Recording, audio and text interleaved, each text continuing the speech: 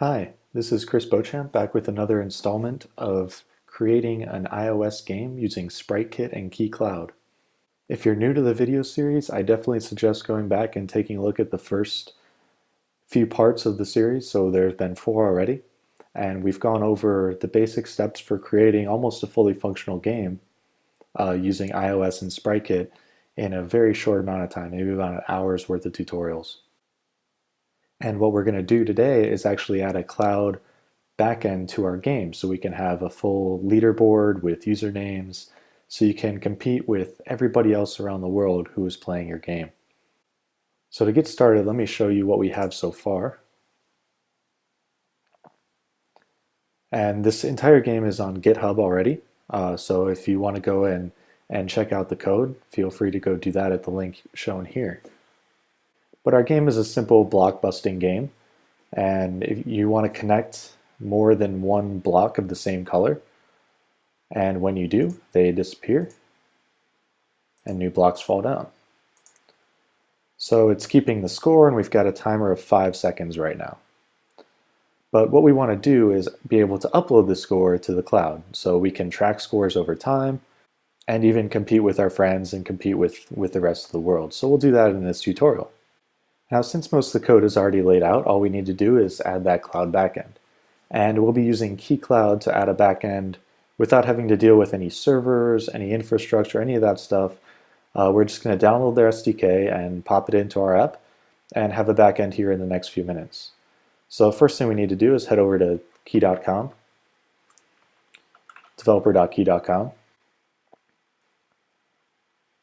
And once you've registered and signed in, it's totally free to get started. You don't need a credit card or anything, just an email and a password. And you can sign in and create an app. So we'll go ahead and do that now.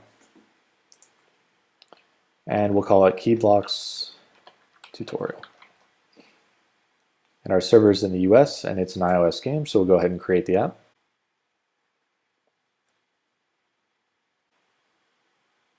And here our app has been created.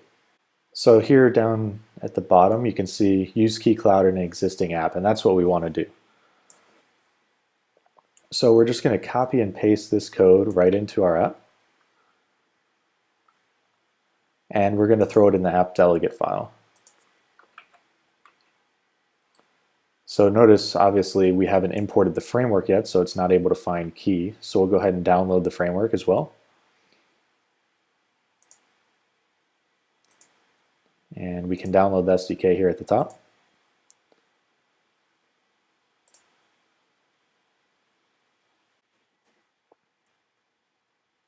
And once it's done loading, we can pop it open.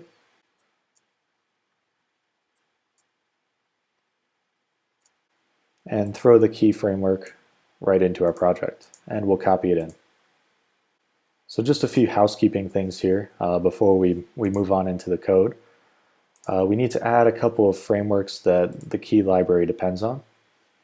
So we'll add Mobile Core. And we'll also add Account.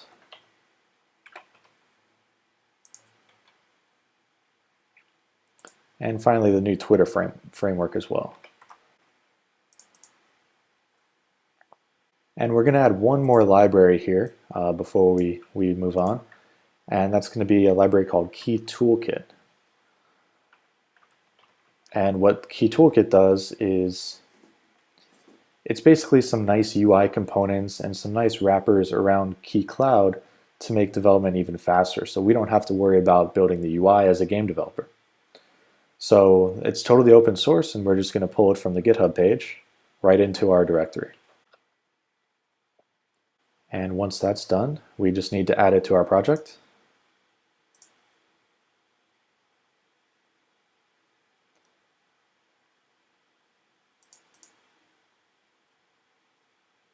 Where is it? Here it is.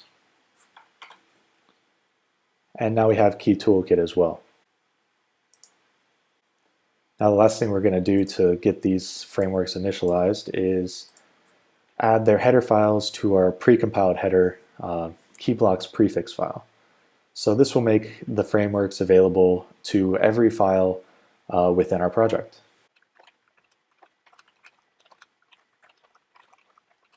Okay, and we'll go ahead and build for a sanity check here to make sure we didn't miss anything. And our build succeeded, so we're looking good. Now that we've got all the housekeeping out of the way, we can actually go in and do something fun. So we'll go into our view controller, and the way we want to set this up is if the user is not logged in, we want to show a login screen. So we make sure that we can get their username and their password, and we know who's playing the game, so we know who to attribute the score to in the leaderboard. And in the first iteration here, we'll go about this very bluntly. And every time the view is shown and there's no user currently logged in, we're going to go ahead and ask them to log in. So we'll do that in the viewDidAppear method. And we'll check against Kii Cloud to see if there's a user currently logged in. And if there's not, we'll show a login view controller that's provided by Kii Toolkit.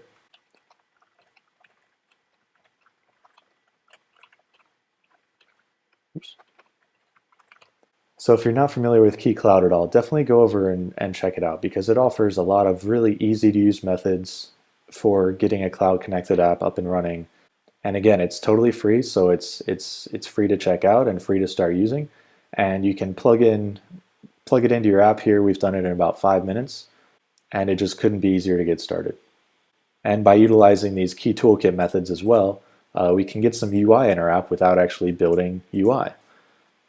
So let's build and run this to see what it actually looks like. So here, we don't have a user logged in, so the Kii Toolkit is going to show their login view. Now this is totally customizable, and we can even brand it for our game and however we want to change it. It's all open source and it's all customizable through the classes and the attributes. But just for simplicity's sake, we're going to leave it for now. And we're going to go ahead and sign up a new user. And once our user is registered, we're shown the game board. So far things are looking pretty good. We have a user that is signed up, signed in, and about to start playing the game. So we'll go ahead and play a quick game here. And got 39 points. But we want to actually upload this score to the cloud. We need to put it somewhere that everybody can access it and everybody can view it so we can compare scores against people. So when the game is over, we need to initialize this kind of cloud interaction. So let's go back into our scene and see where the game ends. And we have this method called gameEnded. Seems like a good spot. So from a user experience point of view, the user is shown this alert that says game over. We should upload the score after that. So once they've seen what their score is, we'll go ahead and upload it. And to do that, we'll need to set up the alert view delegate. So we'll call the delegate to itself and go into our header file and specify the UI alert view delegate. And now we can get this method call that the alert view, a button was clicked within the alert view. So at this point we know, okay, so the user's clicked the button and it's time to upload our score. So you'll notice here at the bottom we've got our score is equal to 0. So we're resetting that for the next game. We want to make sure that doesn't happen until after we've posted the score, so we'll move it up here. And in our delegate method, we're going to use one of the Kii Toolkit.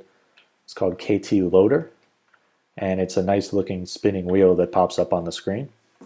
And we're going to show this loader and say, hey, we're uploading the score. And in the meantime, we're going to create what's called a key object, which is essentially just a JSON style dictionary. And we're going to store this key object up in the cloud. And we're going to put it in a bucket called scores. And a bucket is just like a container of these different JSON objects. So we'll create the object and we'll start setting key values to it. And you can set key values just like you're setting key values to an NS dictionary. So it should feel very familiar. So go O set object. Oops. Score object, set object. And we're going to put our score in here. for the key scores. And again, we also want to save the username so we're able to show other users who actually got this score. So we'll set the person that's currently logged in, we'll set their username to the username key. And finally, we want to go ahead and save this object. So we'll go ahead and score object save with block. And this is actually uploading the object to the cloud, and the block happens once the object has been uploaded, so it's an asynchronous call. So we're going to go ahead and test for an error, and if there was no error, then that means our upload was successful. So we'll go ahead and show the user, hey, we were able to upload your score. And we'll do that with another KT loader.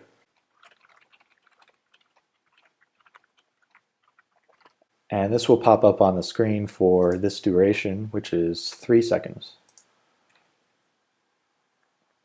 Now, if there was an error, we also want to let the user know. And we'll show them with another KT loader, but change a couple attributes so the user knows that something went wrong. Okay, so let's give this a run.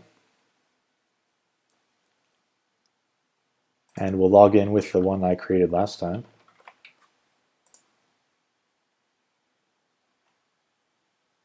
And we're good to go, so I'll start playing and shooting for my high score. I got 29. So once I hit OK, we should see this loader that says uploading score. And there we have it, the score was saved. So this is great. We were already creating a score object and uploading it to the cloud, but that's it. So we also want to be able to retrieve these scores from the cloud so we can see the leaderboard and see how we stack up against other people. So what we're going to do here, instead of saying score was saved, we're actually going to say, show me a leaderboard. And we're going to extract this into its own method because I can foresee it being reused later down the road. And again, we're going to leverage something within Kii Toolkit that will pull all the scores down automatically for us. And it'll display them all in a UI table view controller. So we'll go ahead and create the leaderboard view controller class. And instead of subclassing UI view controller, we're going to subclass KT table view controller. And again, this is the Kii Toolkit provided view. Go ahead and save that in our project. Reorganize. And as you can see here, it's a subclass of KT table view controller. And this is also going to use the methods that we're used to working with UI table view controllers, but slightly modified. So we're going to create a cell. We're going to have a cell creation method with one modification, and you'll see it here as I'm typing.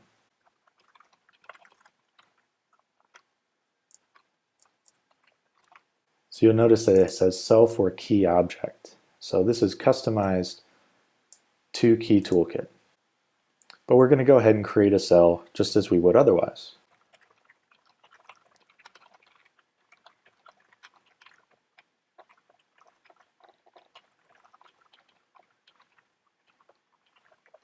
And the key object that we're getting back, we're actually going to utilize that to pull out the score and the username and display it in our cell.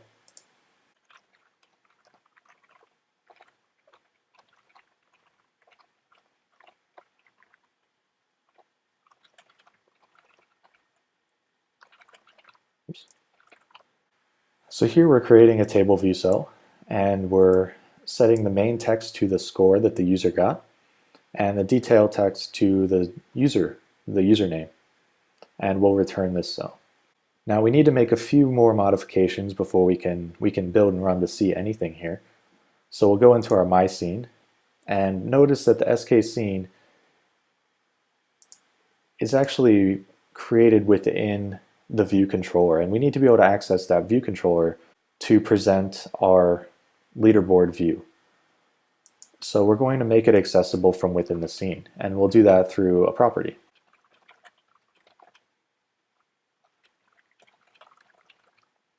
And we do it through a property so when the scene is created, Oops, it's down here actually. We want to make sure it's cast as a my scene, and then we can say scene.parentViewController equals self. So now we have access to this view controller from within the scene. So now when we go to show our leaderboard, we can create, we need to import it first.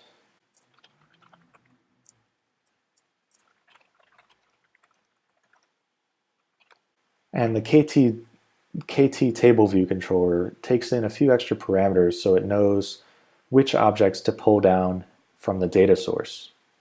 So what we need to do is set the bucket, and the bucket is the same thing that we use here, this key bucket with name scores. So we'll copy and paste that here. And we also need to specify a query so we know which objects to pull down, which order, and things like that. So we'll create a key query, and we'll start with an empty one here. And we'll just add a sort. And we want to sort by descending score, so the top score is always at the top, or the first result returned.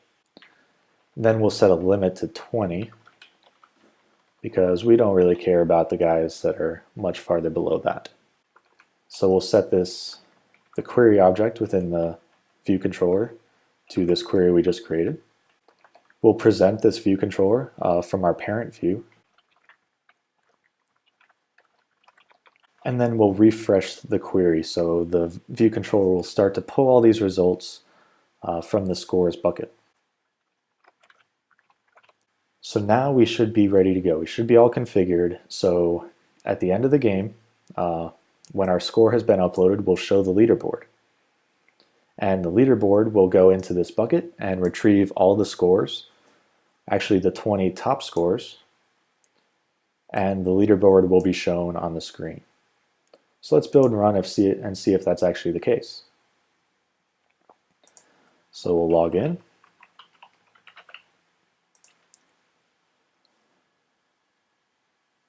And we'll play our game here.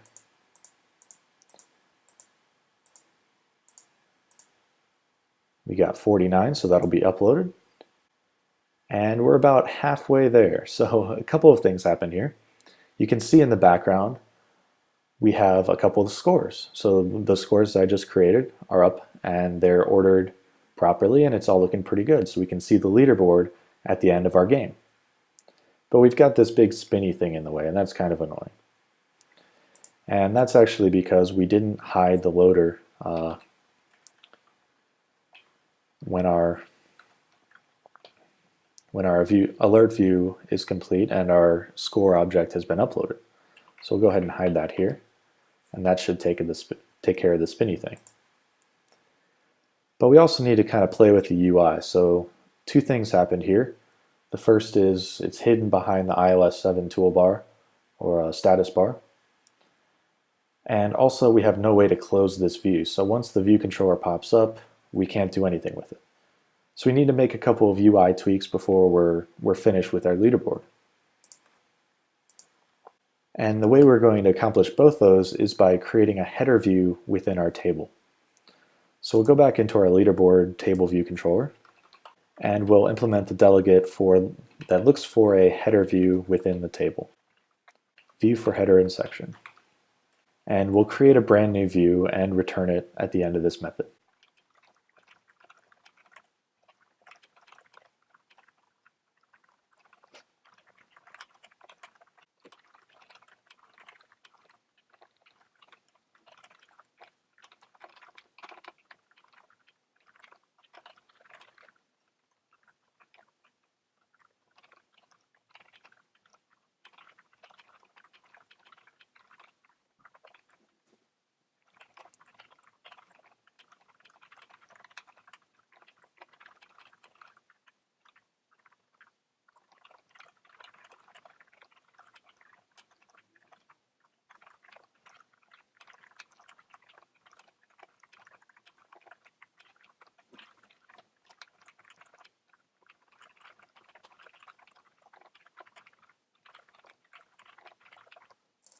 Okay, so there's a lot of things that were just typed out there. The first thing we want to take care of is this selector. So we added a close button to the top of the view, and we want that to be able to be tapped and the leaderboard will be closed. So we'll add that method up here. And we're just simply going to dismiss this view controller whenever that button is tapped.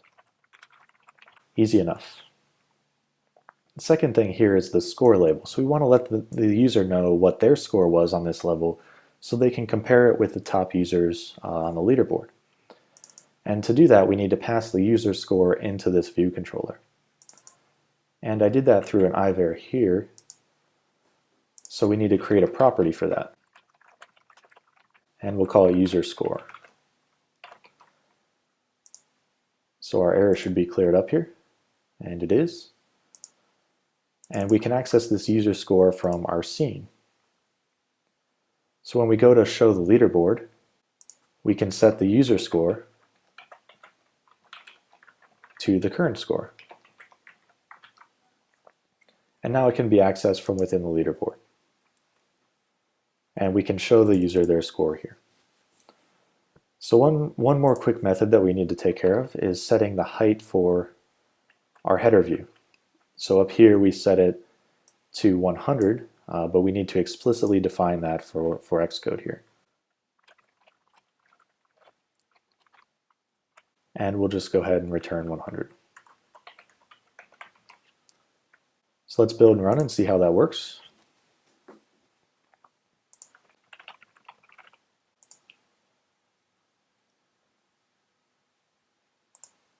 We'll go ahead and play a quick round. And we got 46, so it's going to upload, and there's my 46 right here. But we have an issue. It says your score equals 0. So everything on the page looks good except that. We even have a little done button up here. And we can even refresh the scores if we want using KT login view or KT table view controller from Kii Toolkit. But we need to fix this your score. So we can go ahead and hit done, and that works just fine. But let's dig in to see what happened. So here the user score must have been 0. Let's go back to the scene to see where that's passed in. And we're setting the user score here and then presenting it. So it should be there. I think this is the core of our problem because we're resetting the score and it's a class variable. So by the time that the leaderboard shows up, the score is already reset. So in our flow, it'll be okay to just show that, to move this to the end of our leaderboard view. But if you end up choosing not to show the leaderboard view after every round, you need to make sure that this is reset somewhere else. So you might need to introduce multiple tracking variables or something. But for our flow as is right now, this should work out just fine, and our score will be retained until after it's set in the leaderboard view. So we'll test that real quick.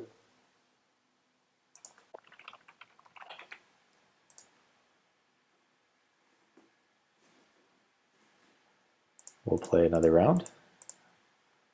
I'm getting pretty good at this game too. Got up to 63 that time.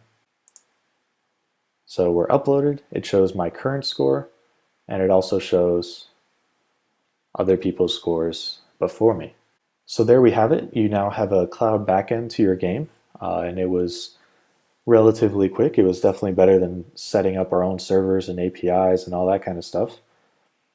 So by utilizing Kii Cloud, we were able to pop this in a matter of minutes. And now our game, we can keep track of our scores, we can compete against our friends and compete against the world to see who is the best block player. So that's going to wrap up this part of the tutorial, but we're definitely not done yet. So there's a lot of things that we'd like to change here. We'd like to update the UI, make things a little prettier, add some textures to our blocks, and so there's a lot more to come in this game, but it's entirely open source and it's up on our page at GitHub. And if you'd like to contribute, if you'd like to help out, we'd be more than happy to take any requests and see what y'all would do with this game. And if you'd like to keep an eye out for new video tutorials, subscribe to our YouTube page and we'll post any new tutorials here. And we'll do our best to make video tutorials for any major components that we add to the game. But you might notice some minor changes within the code just through the GitHub, and they might not have an explicit tutorial. So keep an eye on both channels. But in the meantime, take the code, take the game, and just have fun building your own version of the game on SpriteKit. So we hope you've been enjoying these tutorials, and be sure to let us know what you think, and hopefully we will see you again soon. Thanks for joining us.